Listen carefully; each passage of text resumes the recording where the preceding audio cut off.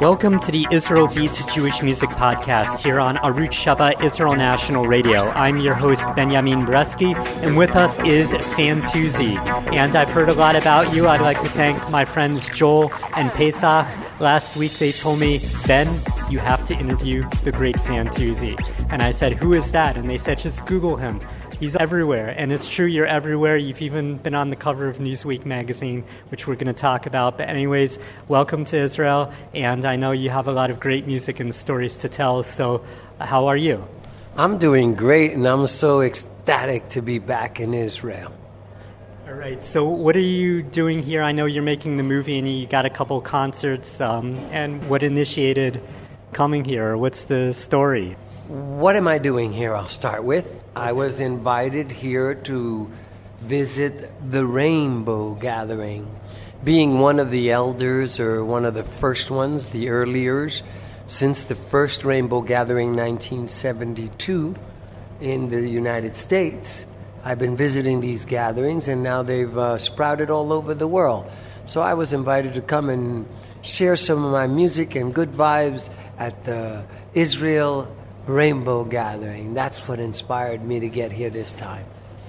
And what do you think? How'd that compare? Because they have these gatherings all over the world in rural locations. So who'd you meet up with? You know, Israeli people, or I guess people from all over?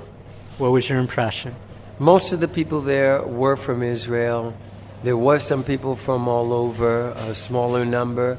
And comparisons are dead. I don't compare anything because everything is what it is. And I sure enjoyed it. It's a lot smaller than the gatherings in the States, but that's not making it less or more. It was a wonderful gathering. They had their own vibe and beauty. And, of course, the Israel itself is quite a magical spot where they were gathering down in the south. I've heard your music, and they're about universal love and brotherhood, and some of these songs I'm familiar with, not from you, but just from guys around that have been singing it. So it's been spreading not just on CDs, but, you know, from campfires and gatherings. And so what's the message here? What's the lyrical content about? It's about waking up. It's about opening our hearts. It's about being human in a very kind of new and ancient, holistic way. And love is really the king and the queen. And to focus on our unity, and sometimes through our diversity, because I love all the cultures so much. You were saying before we started the interview that you celebrate all the Jewish holidays and you celebrate all the holidays. What's that mean? It's impossible to celebrate all the holidays. But the way I look at it is, it's like an opportunity to give thanks. And whatever you want to call that supreme God or Hashem or Allah, whatever name you use, the joy of being in the spirit of praise and thanksgiving is really what is important, not in what religion or in what culture. And being a little bit of a person of many cultures and religions and races, actually, that I have in me, I relate to as many as, quite a few, let's say, as many as I get a chance to learn about ways to honor and respect people, like the Torah, having some incredible wisdom that I've been, honored to be able to learn and to put to good use. And you've been to about 100 different countries, so I guess you've experienced different cultures. Quite a bit of different cultures, but in a different way. I don't only experience them, I dive into them. In India, I will take off all my clothes and hang out with a little tiny cloth with the holy men that only wear a little piece of cloth in orange to cover their private spot. And mostly we're, hanging around a fire, praying and singing and dancing. And so in Native Americans, in Hawaii, I hang out with the Hawaiians and do hula. Okay, now that brings us to Occupy Your Heart, which is the tentative name of the documentary, which I think I just became a part of because your partner, Kat, is around here with the video. And so what is Occupy Your Heart? And you started this before Occupy Wall Street. No, I did not start. The concept was started before Occupy Wall Street, but the movie actually started there. Let me start off with, I've been traveling for over 40 years around the world, and I've covered over 100 countries, and I'm not trying to cover every country. I'm just following my heart and following where Spirit guides me. And so it's been such a colorful, from Woodstock to India to Afghanistan to Israel, many magical places and experiences and festivals and cultures that I've gotten to experience. People look at me and they hear my story and they go, you got to make a documentary of this. Someone's got to follow you with a camera. So there I was at Occupy Wall Street about a month or two ago in October. And it came upon me because there were Native Americans right there in the middle of Wall Street praying with all their heart and all their feathers and their incense and their rattlers. And I don't know, I got chicken skin. My soul started screaming with joy, and something told me this is where the movie starts. Being born and raised in New York City of Puerto Rican parents, very, very poor, I found no better place than to start right in the heart of New York City at Occupy Your Wall Street. And what is Occupy Your Wall Street?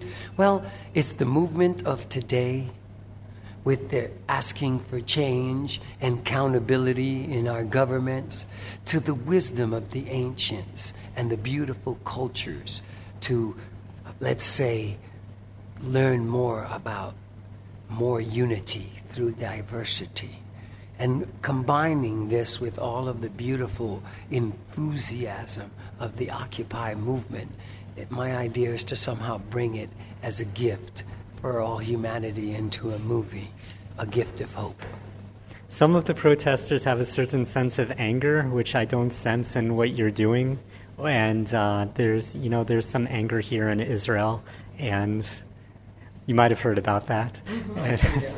But that's not your message, and that's not where you're coming from. And I don't want people to listen and say, "Oh, Occupy Wall Street. Well, I read about that on the news." There's a different kind of side message going on. Is that what you're saying? That's good catching. I'm thinking that a change needs to be made in governments all over the world, but we must get that change through peaceful means.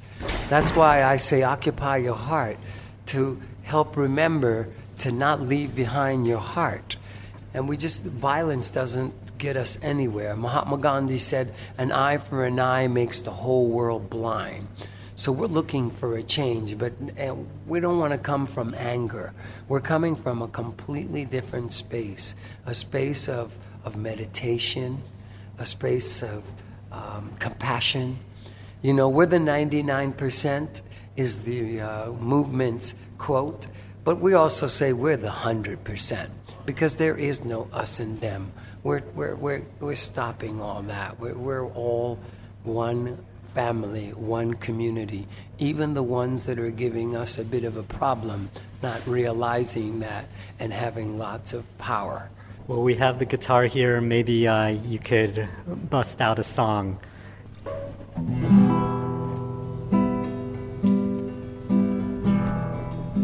You are my mother, you are my father, you are my lover, you're my friend. You're the beginning, you are the center. Lord, you are beyond the end. And I love you so, 'cause you help me see, to see you in all. Lord, is to see you in me. And I'm in you and you're I'm in you and you're in me. Salam, shalom, shanti. Salam, shalom, shanti. Peace. Ladies and gentlemen, Fantuzzi, live here at Hollywalk, which is the Thai restaurant formerly Hollywood Burger. It's not exactly the ambiance we were expecting, but thank you to Hollywalk and the delicious Thai food and the movie posters all over the wall. Let's talk about Rabbi Shlomo Carlebach, who you met and performed with. The late Rabbi Shlomo Carlebach, whose anniversary of his passing was just last week. Well, being born in the early 50s and having the opportunity to be a very adventurous young man in the 60s, I ran across Rabbi Shlomo Carlebach in Central Park, New York City. And I've never seen anything like it. This man had a guitar, and he'd get black and white, rich and poor, everybody singing with him, and all the divides were dissolved. And I was called the up-and-coming Rabbi Shlomo Carlebach back then, a little boy of whatever, early teens. And it was a wonderful thing. I even got hired, to do weddings. And who would be there but Rabbi Shlomo Carlebach? And You were doing Jewish weddings as a teenager? I was playing music. I was probably already in my 20s by the time I was doing that. So I kept running into Shlomo for many years. But when I did the wedding, I remember it was just wonderful. The helicopter took him and the couple away. They left me behind. But I did have a ball playing music. And he warmed up the hearts. And then I put a little bit of spice into the fire. And we just had a love bomb.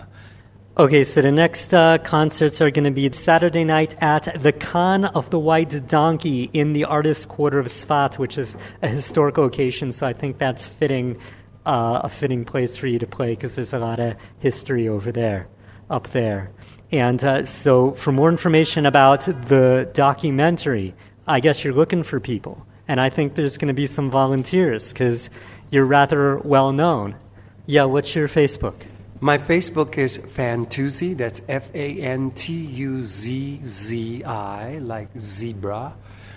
Tuzzi, the second name, Tuzzi.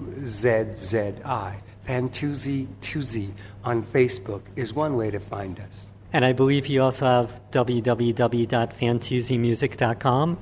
Exactly. And on that website is the Newsweek magazine, which I think I saw a copy of that, and I was like, what is Woodstock? I was barely aware of Woodstock. So you were there, and you're the man in the famous photo. Yes, I was there like 17 years old. It was 1969. And for those of you who are listening and have no idea what Woodstock is or was, Woodstock was the biggest rock and roll festival in history. We had over 500,000 people August 16th and 17th in New York with all the best musicians in the world. And it was a festival dedicated to peace. It was a peaceful festival, and there was not one fight that broke out. We just had a wonderful time sharing love with each other and harmony through music. I know you've met a lot of other famous people, and this could take hours if you told everything. When we were eating before, you said you were hanging out with Steven Seagal, the actor.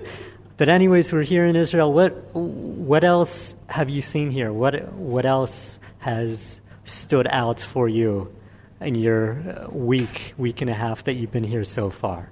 Any adventures besides the Rainbow Gathering? Yes, I went to the Wailing Wall, and I started davening and praying and putting my head against the wall and just getting into prayer and spirit.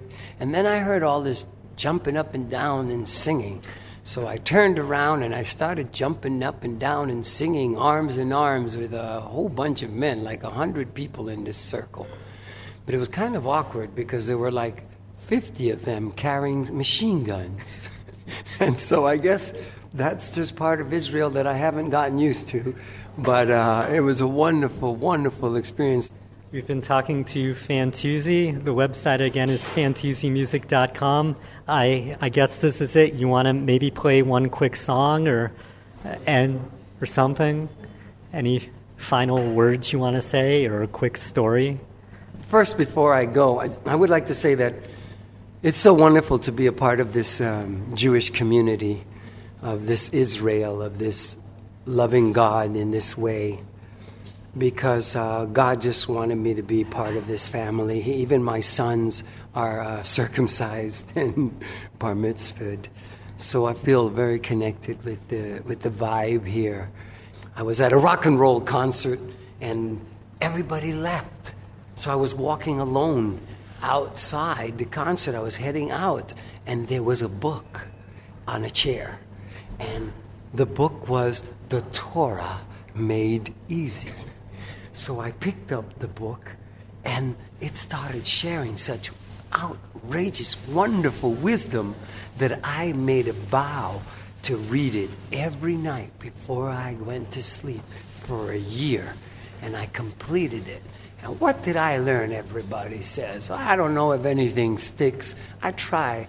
And I think that we should be like bees and collect as much honey, pollen to make the most wonderful honey from wherever we can get pollen, wherever there's wisdom and love and compassion.